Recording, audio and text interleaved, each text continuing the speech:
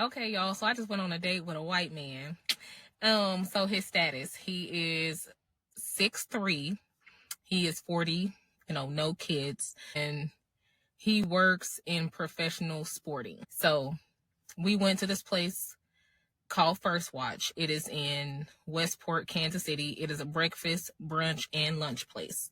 And we had, really good conversation. We both have a lot of experience in the service industry and hospitality, so we connected with that. The conversation was just so good, y'all. I was giggling, showing my big white teeth, Lord Jesus. And I just noticed something different from when like an African American man like gets your number, and then like for a Caucasian man or a man of a different race gets your number. Like for those of a different race, like they ask you for a date immediately. A black man, he drags it out. He want to talk, he want to have conversation, which, previous conversation before asking on a date is important, but they want to drag it out as long as they possibly can before they feel like they're going to spend a dime on you. Yeah, that's why black men gets left on red. I'm laughing because like she could have told the story in her experience without downing the black men who she's dated in the past, right?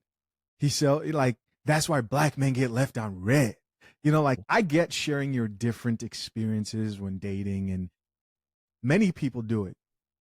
But I think it becomes weird when your whole brand or your dating experience is just based on I don't date black men or I don't date black women. And that's like your whole brand. That's who you are, is I don't mess with this particular race of women. When at the end, no one cares. No one cares that much. Okay. I gave this man my number. Today is Saturday. I don't know what the date is, but today is Saturday. I gave this man my number, no joke, 2 days ago. And he planned this date. Yeah. So, during brunch, we talking, we both got a little like breakfast cocktail. Y'all know I don't drink, but I'm sipping it. It was sweet. The drink was called a cinnamon toast crunch breakfast cereal. It had coconut rum in it. So, I'm, sipping little cute, little this and that. But of course I didn't finish my cocktail. I didn't finish my food. I got full really quick. Fast forward, the date was amazing. He's walking me to my car. He asked me out on a second date while we're still on our first date.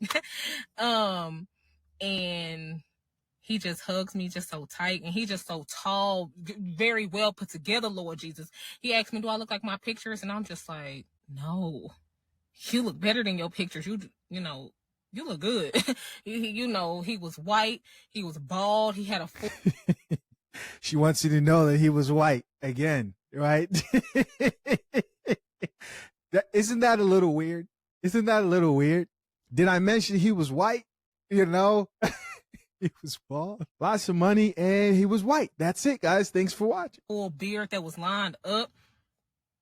How he carried himself made him fine, honey. He had on cowboy boots, all that. So, I'm like, just like, I'm a little smitten. And, he leaned in for a kiss, a couple times throughout the date. And, I curved him. Cute, not anything embarrassing, but, I have first date etiquette. It's just certain things you don't do or say or expose or anything on the first date. Keep it light, keep it airy, keep it, real fluffy. And so he's going out of town, later this week. He said, I'm going to make sure I see you before I go out of town. And I said, okay, yes, sir. Picture this. Just follow me here for a little bit. When's the last time you've seen a white woman? And I just have to point this out. And I've dated all different types of races before I married my now black wife, right? When's the last time you've seen a white woman get on camera and go, I just went to a date with a black man? Like, why are you celebrating a date with another race like it's not something anyone can just do at any time? I don't see the purpose of, again, making your whole dating experience be an I don't date this other race. Granted, we can all acknowledge things about, I think, any particular race. People like to act like they don't have opinions about different races and dating different cultures. But this is the Coffee Pod. We keep it real. People can acknowledge and say, hey, if you date Hispanic women, be prepared to deal with this. If you date black men, there's this to deal with. If you date black women, here are the, there are those videos. And then there are videos where, you could just see that the whole purpose of this was just to shit on a certain group of men in particular. And in this situation, black men. Remind me of another video. This was an African woman who was also shitting on black men in America. This one was kind of crazy. Check this out. This one's going to surprise you, right? And she was talking about how she was learning more about what black women in the States are dealing with. They have to be the men, and they're taking so much responsibility. Oh no, they're single mothers. Where are the men in the households, right? Not understanding the modern dynamics that people here in the US deal with. Check it out. Guys, we've had a lot of back and forth about this passport bro situation. Oh yeah, she was also talking about passport bros in Kenya. The one thing that the passport bro conversation has brought to my attention is the amount of responsibility Black American women have towards their society. My goodness. I have never seen a group of women that are so responsible for a lot bigger than themselves. Every person, every artist, I went to a Dave Chappelle concert or comedy show where he was doing a collab with Killer Mike. Actually, I have never gone to a hip hop concert or event. I'm not a fan of hip hop, but when listening to Killer Mike, I was like, yeah. He said he would take us to church, and his raps were so cool and very, very touching and so emotional to actually listen, because they were telling a story. And when he was expressing himself, telling us about his mother and grandmother, I was like, in Black America, where are the men? Guys, this is just, as an African who's never been to America, guys, tell me, where are the Black American men? And what is their role in the society? Because even here on TikTok, a lot of women who come to, who make content, whatever, majority of them are single women. And then the Black American men are on podcasts bashing these very women for being single mothers. Like, you're bashing women who actually stayed with the kids instead of bashing the men who left the kids. So it may look like she's this person who is just from afar observing what's happening within the Black community in the US. But don't get it twisted. This chick knows exactly what she's doing. In fact, she was exposed. Her next video she made was of her dancing on her bed, right? And here she is. I can't play the actual song, but she's here dancing, having fun. And then someone points out the fact that her husband there can be seen. And then came this next comment in response to her husband right then. Now, mind you, before I read this comment, I'm somebody who encourages everybody to go where they're appreciated. I don't care, because it's difficult to find a significant other in today's day and age.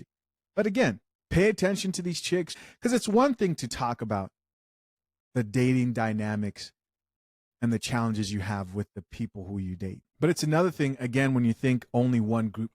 But it's another thing, again, when you think only one group of men are the issue, or only one group of women are the issue.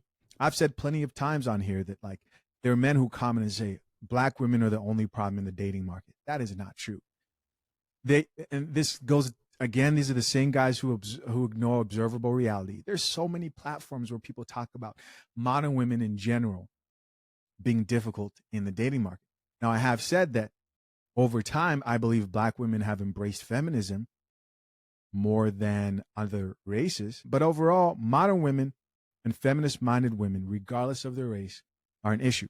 But these particular chicks who make their identity, I don't date this particular demographic of men, are usually coming from a different place.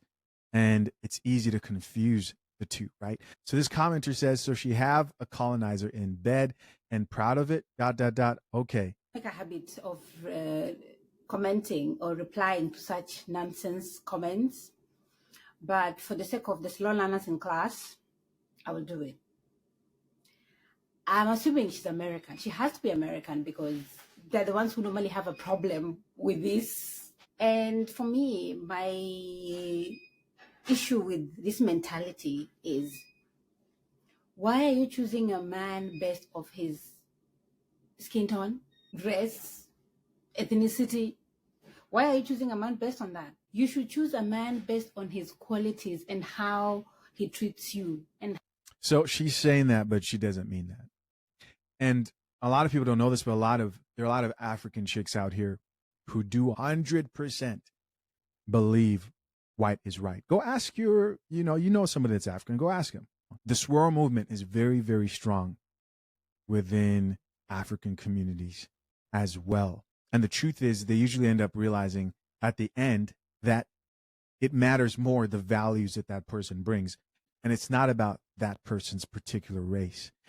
Here we have a response to the first chick who was talking about, I went on a date with a white man. Check it out.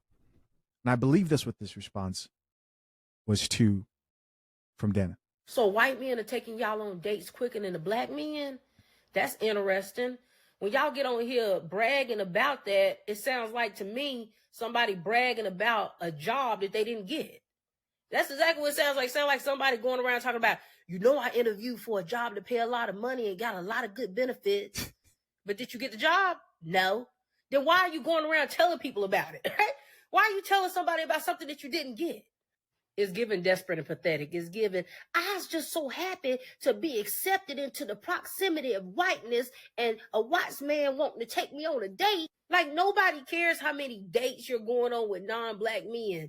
Unless they are dating you exclusively, making you their girlfriend, making you their fiance and marrying you, then what are you telling us for? Right. You still ain't in no better situation than you was when you was dating the black men. Regardless of how long it's taking the black men to take you on a date, you're still not accomplishing anything if these men ain't taking you serious either. A very important part that y'all are leaving out when y'all talk about how these black men ain't taking you on dates is that the black men that you're wanting to take you on dates don't actually like you, right? And taking you on a date sounds like an investment that they don't want to make because it doesn't make sense to them to spend money on something that they don't want. They asking you what you doing. You know why? Because they want to be doing you, but they don't actually want to take you nowhere. But you ain't putting two and two together. It is very easy to do it. Drink the coffee. It'll make you feel better. Just let it brew. Just let it brew. These non-black men might be offering up dates for you, but their intentions with you ain't no different than what the black men want you for. I seen a black woman get on here flexing about some non-black man taking her the first watch. That nasty breakfast food costs like $10 to $20. That's much cheaper than just straight out hiring an S worker. I'm gonna be as gentle as I can when I tell you black men and black women who date outside y'all race, or y'all ones who so fed up with black men and black women that you now gonna start dating outside y'all race just out of spite, right?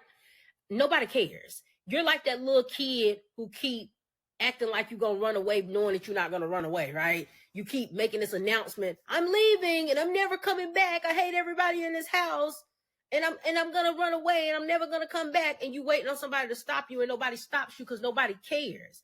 You think that it's gonna make the black men and black women who don't want you start wanting you because you use going to another race as some type of aha moment? Nobody cares. We just want you to go and just leave everybody alone and stop telling us about it, right? If the experience is so great, enjoy the experience and stop telling us about it. Facts. don't make a habit. Facts were spoken. Facts were spoken. Facts were spoken. So guys, next I want to pivot into the story about Dr. Cheyenne Bryant. I don't know how I missed this, but apparently she was engaged. Did you guys know this?